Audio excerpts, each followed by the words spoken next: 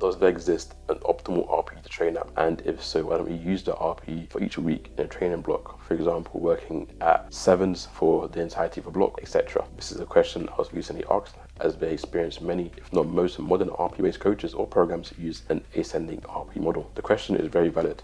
If we know a certain RPE gives us the most bang for our buck in regards to gaining strength, why would we spend time working in other ranges? In this first part of a 2-part series, I'll be highlighting the pros of a static RPE model, and in part 2, I'll be breaking down why myself and many other coaches bias towards an ascending model. Firstly, I want to address a misconception that I think leads people away from this model, and this is nothing new. Something I've made posts on in the past, and it's that a lot of lifters and coaches still don't understand progressive overload and the fact that there needs to be positive adaptations in order to overload. I'm going to repeat it again. There needs to be positive adaptations in order to overload. Just increasing the RPE each week without those adaptations is not progressive overload. It's about keeping workouts stimulating enough. So because of this misunderstanding, people may think that doing the same RPE each week is not conducive. One of the biggest benefits is data collection. When there are less moving variables each week, i.e. the RPE isn't changing each week, it allows for a more predictable training response. This is why many coaches use such model within their intro blocks when working with new athletes. This is a period of time where we're going to be collecting the most data